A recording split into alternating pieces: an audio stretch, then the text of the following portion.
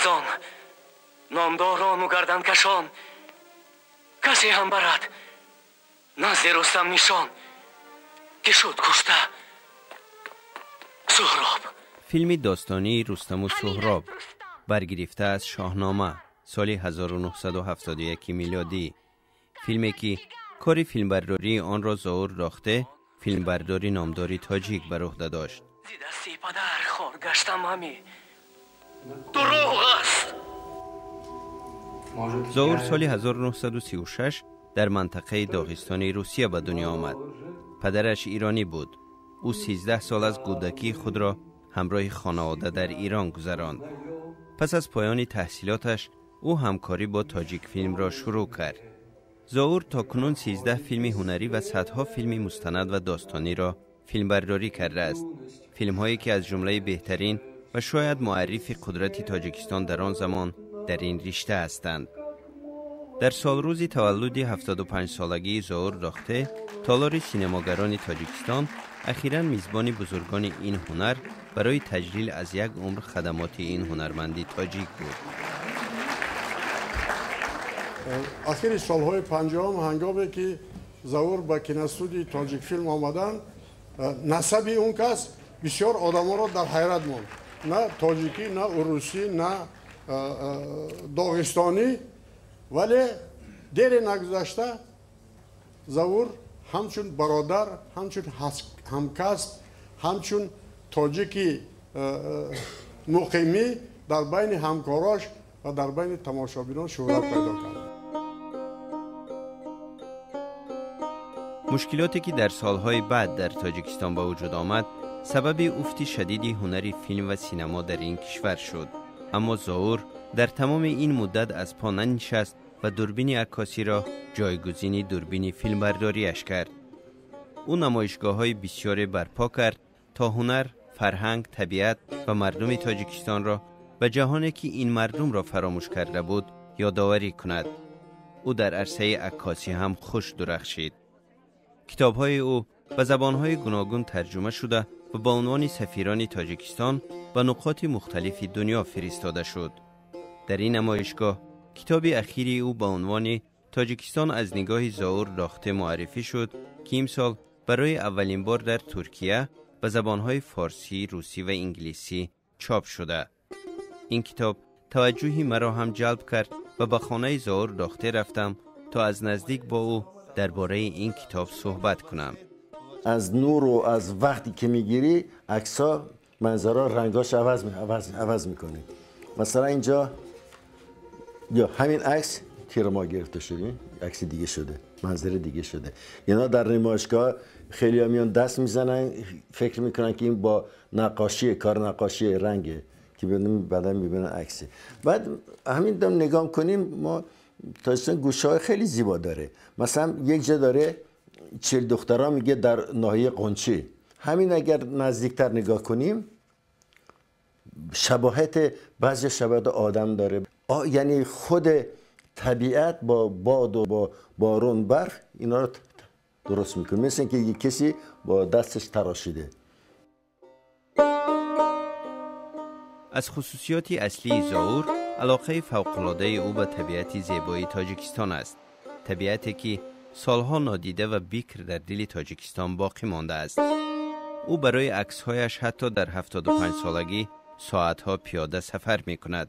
در بین دوستانش او به سخت کوشی و دقتی در کار شهرت دارد. طبیعت تاجیکستان چه درجه او کس میگیرد به نوار که حیران میشویم. ما حتی رسما حیران میشویم که از جو اینا میبیند چیکار کده میبیند مونده شوی ندارد. او کس پامیر باشه مرحمت خسته میرود. یک سال رفته اگر از ورتالیات پامیر صورت گیرن این پیاده گشتگی است.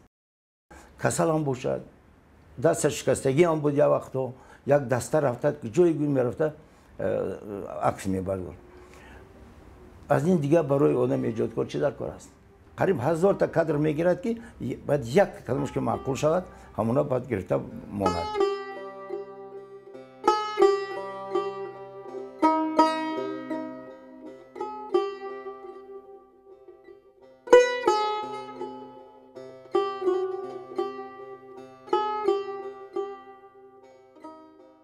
یکی از ویژگی هایی که زاور را از بقیه هنرمندان این رشته متمایز می کند پشتیکاری او در ثبت زیبایی و در این راه خطر کردن اوست. یکی از فیلم های ماندگار او در مورد قهرمان چتربازی جهان یوری برانوف است که جایزه بهترین فیلم مستند ورزشی را در آن سالها به خود اختصاص داد. زاور برای فیلمبرداری این فیلم بارها با چتر به پایان پرید. من توانستم 17 بار با چتر بپرم با کامera که داشتم سرم.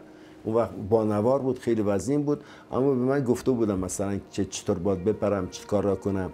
و این کلاهی که با کامera گرفته بودیم تقریبا 7 کیلو وزن داشت، چون که اگر با چتر اگر من میپریدم به زمین که بریستم، اگر کلاه سرم بشه البته سرم میشکست. برای به من گفته بودن که از 900 متر تقریبا که به زمین میمونه من باید این کلاه رو از خودم بگیرم، چون که هم با کمربند بسته بود هم لاستیک بسته که کلاه نلرزه. خیلی باید سخت محکم کرد اونو، چون با سرعتی که میری کامera میتونه بلرزه. برای این باید این کلاه که محکم کنی باید علاوه باز رزینا میکشی اونجا که خوب فشار بیاده تکون نخوره. اینا رو باید بود زود بکنی، همشو بتونی بکنی در بیاری و اینجا کامera با یک خطی بسته شده که آویزون بشه. وقتی نشستی سرت نشه این کلاه و سرت مان. این خیلی کار مشکل بود، اما به این نگاه که نکرده یه دفعه من خیلی بعد زمین افتادم و این کامera زیر کمرم موند و اونجا تقریبا یک هفته من حرکت کردن نمیتونستم.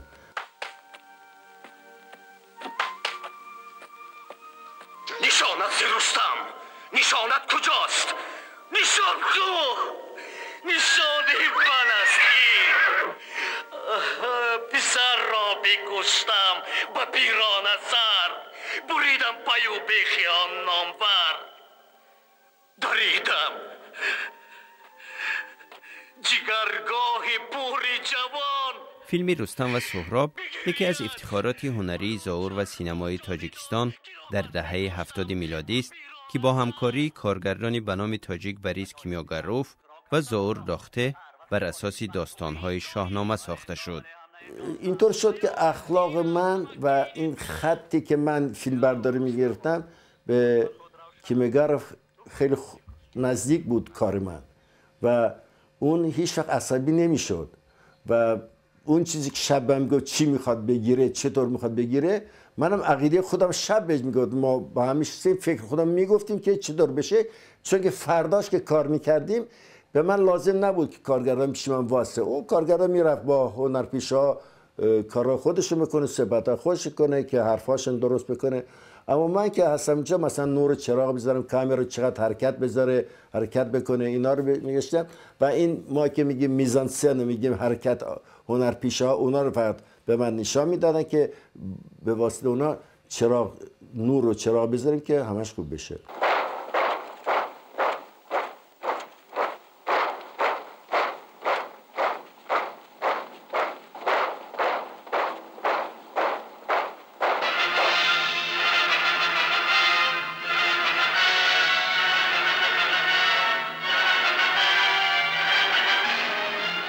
در هر فیلم واجب چه سوژتی داره، یعنی معنیش چیه؟ این رستم سهراب هم مسئله جنگ و صلح بلند میکنه که شاه‌ها جنگ میکنن، آدما میمیرن، آدما وفات میکنن، یعنی سبب به آدما میرسه.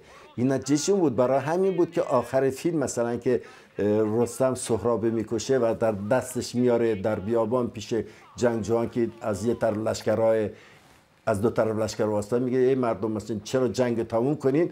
اون وقتا گلها مثلا سفید بود.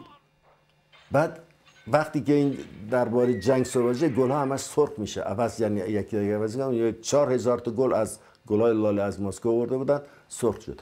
برای این چیز بود که و فیلمش هم خیلی مشکلات داشت که آدما زیاد اشتراک کرده بودن. مشکلات اون بود که فیلم برداریش یعنی نه که جای وسیع بود و آدما زیاد بود. خیلی مثلا در قصر که در آدسه گرفته بودیم، یک شبش مثلا شبانه که گرفته بودیم، به ما 4 تا ماشین برق لازم بود.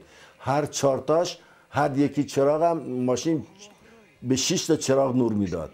یعنی ببین چقدر باید چراغ بذاریم، اما باید در اکران که میبینیم در پرده ما حس کنیم که این شبه، یعنی روز نیست. یعنی اونجا نور میده، اونجا تاریک میشه، اونجا پله های کم دیده میشه، اما بی چراغ همش سیاه میشد. برای این البته مشکلات داشت. این مشکلات هم برای فیلمبردار یک تجربه بزرگی که در آینده استفاده میکنه، چون که هر فیلمبرداری بعد از فیلمبردار خودش یک چیزا کارهای خودش میگه که مثلا میگه اگر دوباره تکرار میکردم مثلا اینطوری میکردم، چون که وقتی عجله کار میکنی تو فکر هستی بعد چاره فراموش میکنی، یا که اهمیت نمیدی، یا که فراموش اهمیت نمیدی، اما در پرده که دید چشم اینو میبینه و میخواد که اگر ممکن باشه دوباره بگیره، اگر ممکن نشده که در آینده این اشتباهات نکنه.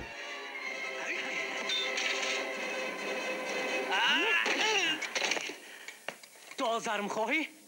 ندارم مدار، نخواهم زی تو رحم، اما اگر تو میداریم انتخابی دیگر زمن جان ستان. گوییم که درباره کمپوزیت کادر و در سالهای اخیر ظهور داخته تمام انرژی خود را برای آموزش هنرمندان فردای تاجیکستان مصرف می کند. تلاش برای بازگردانیدن سالهای پرافتخار سینمای تاجیکستان. او در سایه همسر و فرزندانش نقشی مهم در ثبت و ضبط فرهنگ و تاریخ این تمدن کهن در گوشه شرقی آسیا بر عهده داشته که همچنان برای آن تلاش می کند.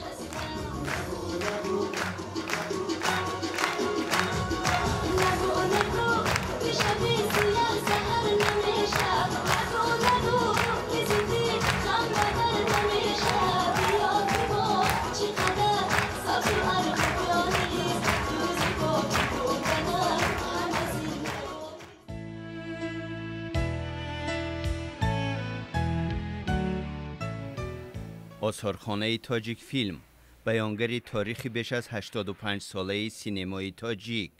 برای ظهور داخته بسیاری از این آثار ارزشی بالای دارند، زیرا زندگی او به آنها گره خورده. تاجیک فیلم برای من یک جای مقدسی است، چون که من اولین جایی که کار کردم شروع کردم وارد تاجیک فیلم شدم، اینجا شروع کردم و قریب 40 سال کار کردم و اینجا بازنشسته شده رفتم. ظهور داخته از پدر ایرانی و مادر داغستانی در قفقاز به دنیا آمده. سال 1964 از دانشکده سینمای مسکو فارغ التحصیل شد و به تاجیکستان آمد. از کارهای ماندگارش فیلم درباره یوری برانوف، چتربازی مشهوری روس است. برای تهیه این فیلم او 17 بار همراه چتربازان خود را در ارتفاع 4000 متر پایین انداخته است. خیلی جسارت داشتم و خواستم که به این وسیله با عمق هنری چتربازی یا که پاراشوتیستی رسیده باشند و مشکلی این ورزش ifade کنند یا که نشان دهند. نشانت رستم، نشانت کجاست؟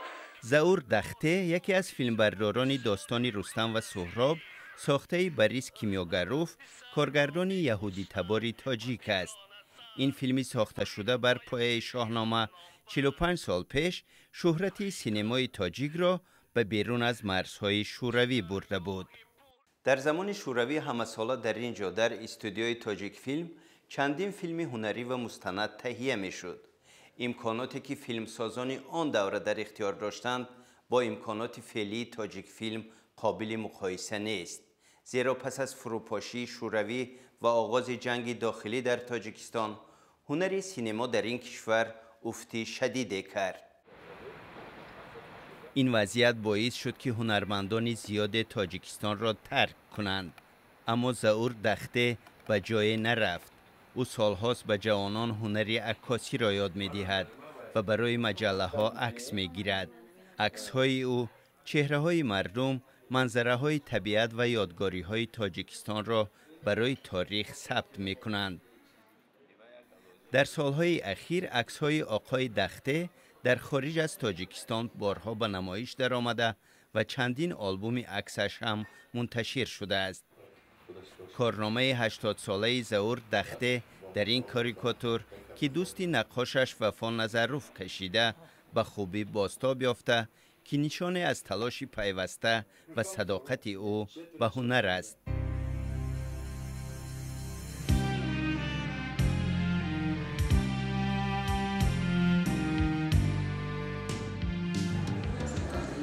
نمایش عکس‌های کهنسال‌ترین عکاس تاجیکستان که ایرانی اصل است و 85 ساله. در اینجا تنها 25 عکسی ظهور رخته به نمایش در آمده. تصاویری از کشورهای مختلف دنیا و عکسی برخی از چهره‌های فرهنگی تاجیکستان. اما بیشتر عکس‌های او به طبیعت زیبایی تاجیکستان اختصاص دارد. در بدخشان است. اگر این قله لنین اینجا است. این تای قله لنین یک استخر زیبا بود که خیلی خوشم اومد و با کوهنوردا اونجا رفته بودیم که بالا کوها منظره کوها بگیریم. پانورام گرفتم و امروز آدما که میبینن گمانم خوششون میاد. بس بی خود زحمت نکشیدم. اما این عکس‌ها گرفتن خیلی مشکله. چون که دنگ بلندیه، آدم خیلی خسته میشه، تنگ نفس میشه. این عکسی ظهور رخته در موضع چل دختران در جنوب تاجیکستان گرفته شده. جایی که 50 سال پیش آقای دخته فیلم رستم و سهراب بوریس کیمیاگروف را بر اساس داستان‌های شاهنامه فردوسی فیلمبرداری کرده بود. اونجا که رستم سهراب میکشه جاش مونده و برای این نه که تیرما بود، تیرما هم یک زیبایی خودش داره. من چند تا عکس‌ها گرفته بودم، هم پانورامینم. یکی از اون عکس‌ها این است که امروز در نمایشگاه گذاشتیم. برخی از عکس‌های نمایشگاه پورتری افراد است. از چهره ملیکه صابیروا ستاره بالای تاجی گرفته تا عکس جوانی همسری آقای دخته را اینجا می شود دید. این عکس من خیلی مفتون کرد چون که این بچگی من است. این دختر نمیدونم از کدام دهات کوهستان است. من البته این هیزم در پشتم نآوردم اما همینجوری بودم. ببینید چقدر چشمه‌های پاک، چقدر نگاه تازه. این عکس من با زندگی چندین سالها برگردان. طی حدود 20 سال اخیر چندین نمایشی آثار عکاسی ظهور رخته فیلمبردار و عکاس ایرانی تبار مقیم تاجیکستان در شهر دوشنبه و در خارج از این کشور برگزار می شود. اما برای نخستین بار است که فرنگیس دختری ظهور رخته در کنار کارهای عکاسی پدرش آثار هنری خود را به نمایش گذاشته. در سالن نمایشگاه 30 اثر فرهنگیست در سبک نقاشی نقطه‌ای یا نقطه کوبی گذاشته شده. از روی تخصص او مهندس است. میگوید از آوان کودکی به نقاشی دلبستگی زیاده داشته، اما تنها 1 سال پیش به این نوع هنر رو آورده. فرهنگیست تک هنرمند است که در تاجیکستان این سبک نقاشی پرزحمت را پیشه کرده. И вот эта любовь к творчеству, она, скорее всего, я подозреваю, что передалась все-таки от папы. То есть это основной фактор, почему я это полюбила с высоты своего опыта. Он мне может подсказать очень полезные такие моменты, которые я использую и которые мне очень помогают. در افتتاح نمایشگاه تاکید شد ظهور رخته از جمله عکاسان است که به اصطلاح با نور نامه می نگارند و تاریخ تاجیکستان را می نویسند. آپارتمان ظهور رخته در شهر دوشنبه محل کاری او نیز هست. با عشق و علاقه زیاد کارش را انجام می دهد و از آن لذت می برد. در آستانه 85 سالگیش ظهور رخته همچنان پرتحرک و در حال خلق آثار جدید هست. تقریبا همه روزه او را در پارک و خیابانها و مکانهای گوناگون با دوربین عکاسی می شود دید که در حال شکار بهترین لحظه های زندگی و منظره های زیباست. در کشوری که بیش از 60 سال عمرش در آن گذشته و در میان اهالی فرهنگ و هنر اعتبار و جایگاه خاص کسب کرده.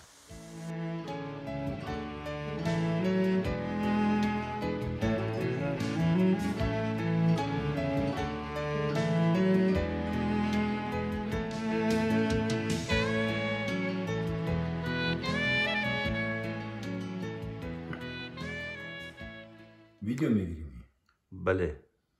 بس صحبت کنیم. شما استاد هر باری که ایران سفر میکنید یکون مثلا میشود که احساسات دیگه باشد، یک سرزمین غریبه رفتید و یک جای آشنا؟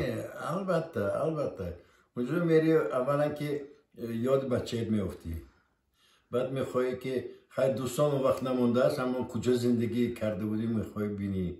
مثلا رفته خیابان لالزار رو دیدیم که اونجا حوله داشتیم پیش کینوتئاتر ملی.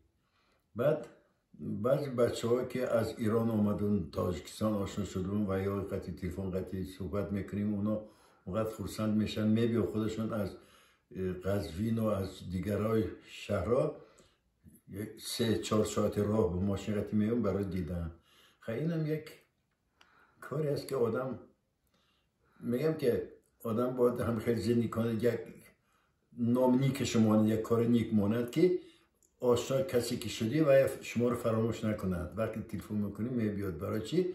برای هم روزهایی که یک جا بودیم هم صحبت بودیم، برای احترام ممکن.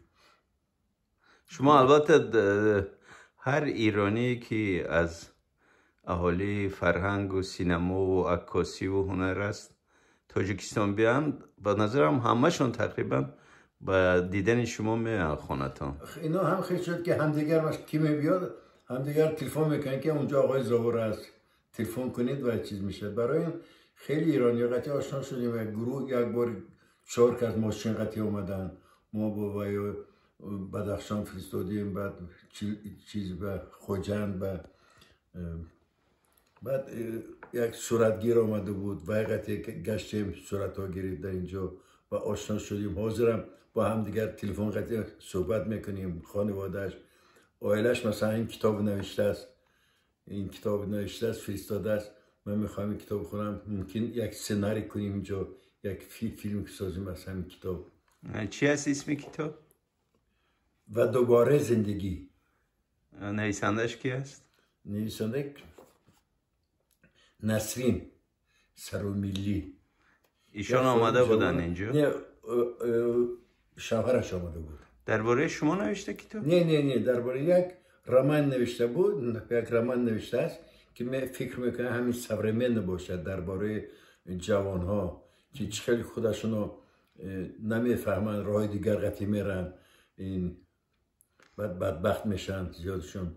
این خانم همین خیلی یک خانم دختر یاشی بود که میخواست زندگیش ساز کند، اما با یک کسی آشنا شد که وی گرایی میفروخت و نفهمیده یاردم میداد که تستر فروشن ازدواج کنن، اما وی بچه فریب داده بود. وی دخترم حبس میکنن و وقتی حبس کرده همین چیزا رو میفهمد و این کتاب مینویسن.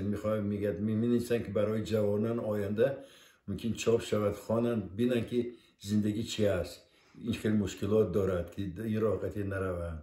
استاد من باری گذشته هم آمده بودم بیمارستان، روی میزتان یک کتاب بود با خط فارسی بود. شما فارسی دیگه راحت میخوانید درست است؟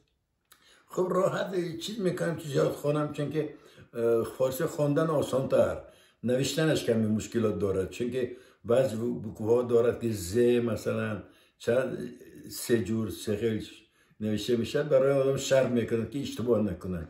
اما آخر وقتا حاضر بچه ها من به واتساپ قطعی مینیسم فارسی، من وجه چیز میکنم یواش آهسته فارسی جوابشون تیم که آدم عادت کنه. هر چی عادت کردن در کار. ما گاهی فکر میکنیم این مشکل است، اما اگر سر کنیم ساز میشه. استاد شما این دفعه آخر که ایران رفتید اصلا حساب کردید که چند بار ایران رفتید در طول مثلا بعد از فروپاشی شوروی؟ یکم بار رفته بودم سالهای 93 بود یا 94 بود با طیاره ایرانیان که بار آورده بودن با هواپیما. آقای شبستری آوردن داده بود.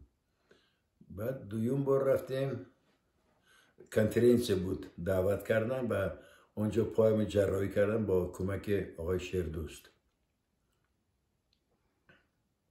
بعد یک بار پسرم گرفته بودم نریمانه، قریب 1 ماه در ایران گشتیم که پسرم نشان دهم ایران کجا هست، چی دارد، که آشنا شود. 4-5 بار میشه. 4-5 بار. یک بارم با آیلم رفته بودم، یک بارم با آیلم بردم، با خانمتان بردم که اونجا نشان یافتیم، برادراش یافتیم، خواهرش یافتیم، کجا زندگی میکردم، خانه‌هاش یافتیم که میشناختم، مادرش میشناختم و برادرش یافتیم، خانه‌شون بودیم. تقریبا خیلی میشه 5-6 بار. این بار برای چی رفته؟ این بار اینا دعوت کردن برای فستیوال. اول گپ بود که ما رو دعوت کنن برای جوری کورتمتراژ فیلم ها، هیئت داوران فیلم های کوتاهی. اما بعد اینجا تیار که یک بار میرد، ما وقتش را 5 باید بود رویم، نتوانستیم رویم. بعد اونا گفتن خیلی اگر مهمان میبیایید بعد از حساب از فرودگاه شما قبول میکنیم، تا فرودگاه خودتون بیایید. ما گفتیم خیلی برای اون مشکل میشد برای 3 روز یا 4 روز رفتن این چیزا. بعد تلفن نه ما اشتباه کردیم، ما راه پولش هم میتیم همش میبینه، بعد بیایید اشتراک کنید. و اونجا بودیم، در زیاد چیزا اشتراک کردیم، در بحثا که بودن، مجلس ها بودن درباره فیلم ها چیزا، در چند مجلس اشتراک کردیم و خیلی ما رو خوب قبول کردن، و خیلی خوب راه انداختن، خیلی نغز گذشت.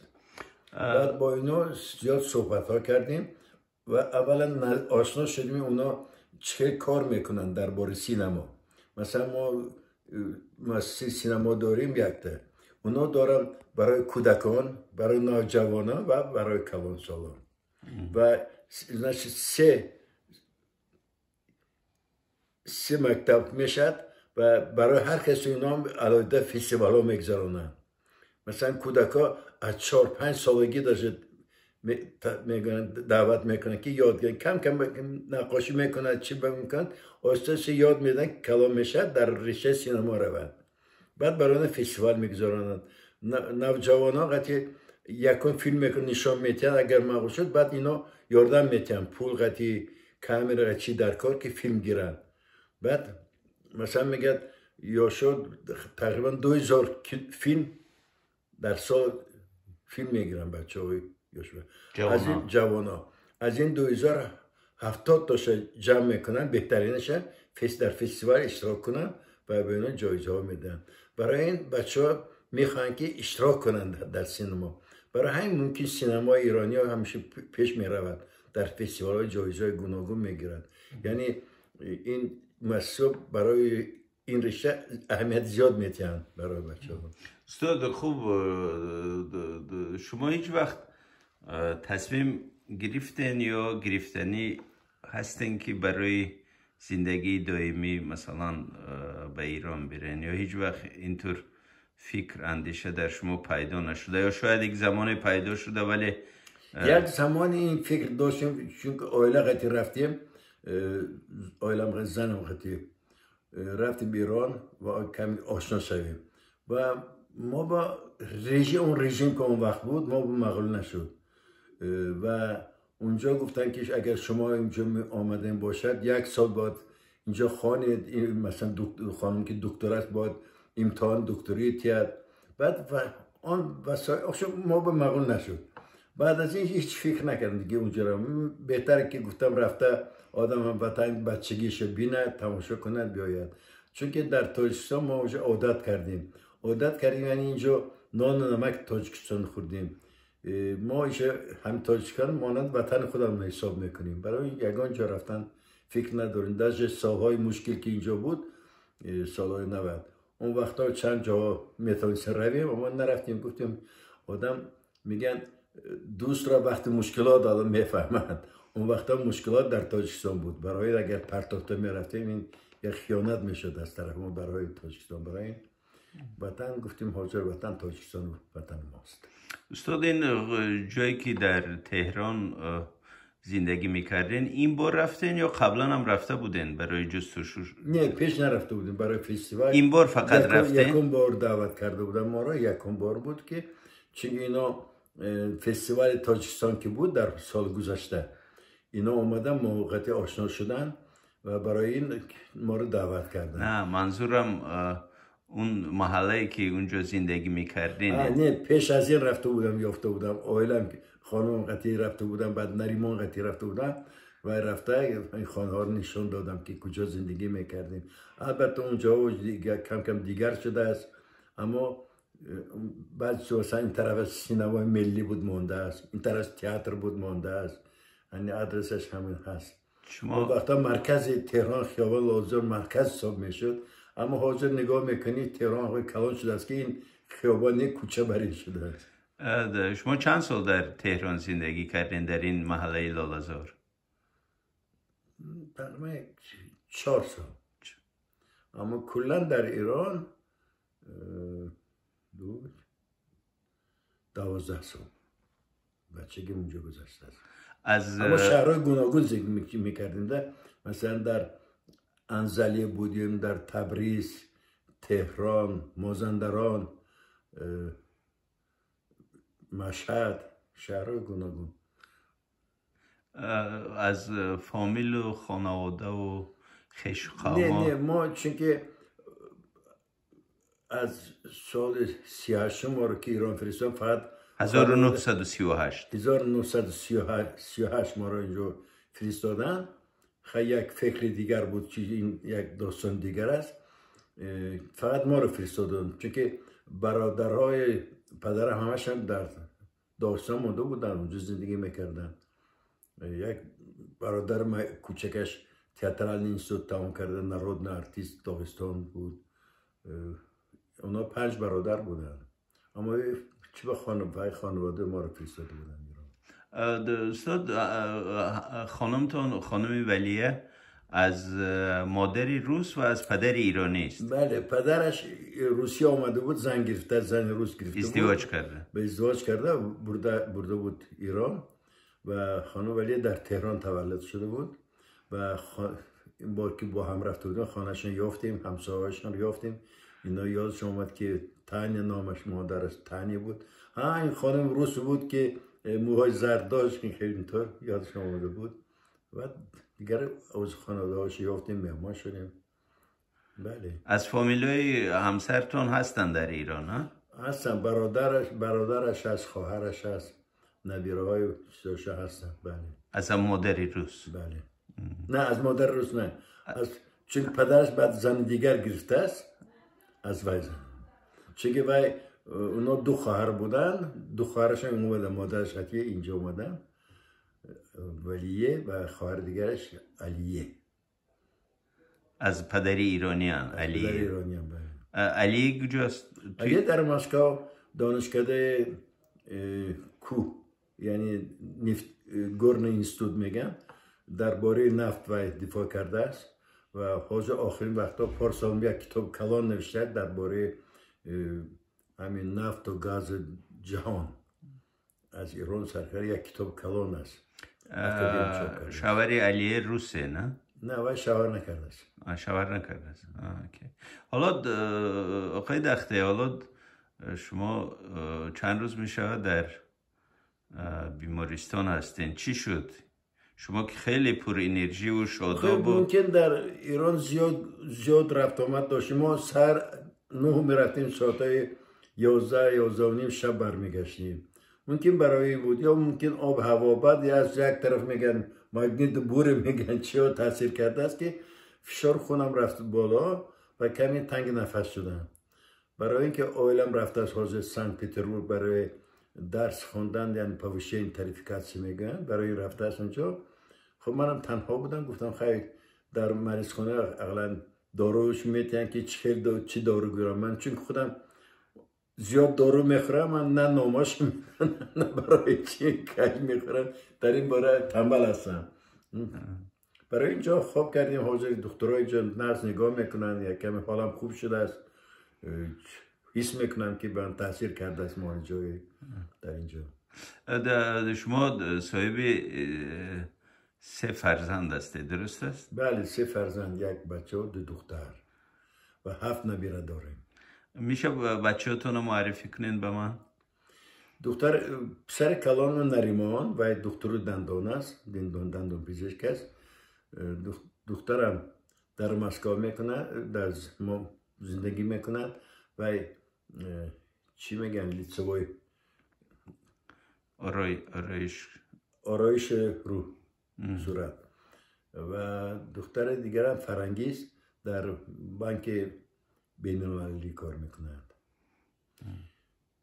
نریمان و فرج همشون هر روز من از مسکو تلفن میکنن. دخترم نریمان هر روز اینجا میبینن، من میبینن. دینا اومدن با روز 23 من تشکیل تبریک کردن. خیلی عالی. زودتر صحت شه دوستان. تشکر. شفای کامل باشه. تشکر باشه.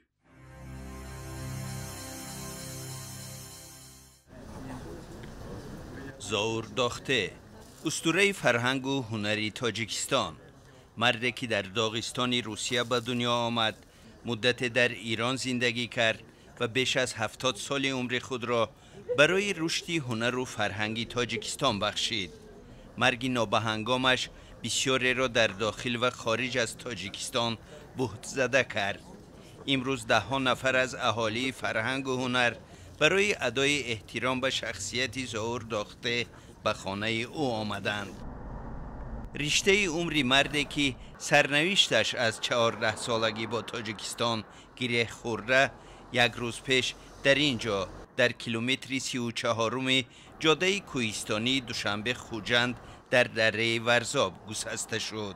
آقای داخته با خانواده‌اش با خودروی شخصی خود می‌خواستند به یکی از استراحتگاه‌های اینجا با نام گلی میده بپیچند که از عقب یک کامیون با ماشین آنها برخورد می‌کند. این هم خودروی شخصی آقای داخته بعد از تصادف جاده‌ای روز پنجشنبه. پیوندی زاور داخته با سینما بعد از فارغ شدن او از دانشکده سینمای مسکو جدی شد. تاجیک فیلم برای من یک جای مقدسی است، چون که من اولین جایی که کار کردم شروع کردم وارد تاجیک فیلم شدم. اینجا شروع کردم و قریب 40 سال کار کردم و اینجا بازنشسته شده رفتم. در حدود 40 سال کار در تاجیک فیلم ده ها فیلمی بلند و کوتاه و صدها مستند ساخت. با خورید در نزد مسجد کهنه، 4 نفر از چارسنگ، پلنگ ضرور است. سلسله فیلم های هنری عالی جناب از روی داستان های شاهنامه، رستم و سهراب و دیگران در تاریخ صنعت کینوی تاجیک مقام خاصه پیدا کردند. بعد از فروپاشی شوروی و رکود هنری سینما در تاجیکستان، زاور داخته رو به عکاسی آورد، به هنری که در ایام جهانی به آن دل بسته بود. در این عرصه هم خوب درخشید. در 20 کشور جهان عکس‌هایش را به نمایش گذاشت. 2 آلبوم تاجیکستان از نگاه زاور داخته و چند آلبوم دیگری عکس از آثار فرهنگی و معماری تاجیکستان چاپ کرد. زاور داخته طبیعتاً انسان زیبایی پرور و زیبایی شناس بود. اگر یک لحظه زیبایی طبیعت را، یک چهره نادری موسیقی یا پیرزن را میدید، او مثل کودک شادی میکرد. میگفت من یک لحظه را پیدا کردم که ناتکرار است. در مراسم ویدا با زاور داخته، علیرضا حقیقیان سفیر ایران در تاجیکستان مرگ او را ضایعه بزرگ برای فرهنگ و هنری دو کشور خواند. همپیشه ها، دوستان، ادیبان و هنرمندان نقش آقای داخته را در رشد هنری سینما و عکاسی در تاجیکستان بارز دانستند. آنچنان زی که چو از حادثه بر باد روی، حسن معنی نگذارد که تو از یاد روی. استاد زاور داخته همین گونه زیستند، واقعا هم خیلی زیبا. حیاتشان همه سرشار محبت، سرشار احترام، صمیمیت به تاجیکستان، به مردم تاجیک، به هنر و فرهنگ تاجیک. و هرگاهی هم که می رفتن به خارج کشور یا به داغستان یا به ایران و دیگه جا، باز همه محبت تاجیکستان، جذبه این محبت باز میکشید. بزرگی این مرد در اون بود که سن سال نداشت. مثلا زاور از ما و شما خیلی سن سالش بالاتر بود، اما وقتی که صحبت میکردید همچون هنرمند اصیل، همچون آدمی با استعداد، همچون یک شخصیت ورزیده سن سال نداشت و تا آخر عمر با کسب هنرش صادق ماند. چی گویم، همه میروند. میخوایم بگم که با مرگ مردان هنر سیاره خالی میشود. سیاره خالی شد. بعد از انجام مراسم تشییع جنازه زاور داخته، پیکری او در یکی از آرامگاه‌های شهر دوشنبه در کنار پدرش به خاک سپرده شد. او در سرزمین آرامید که آن را وطن اصلیش می‌دانست و از دل و جان دوست می‌داشت.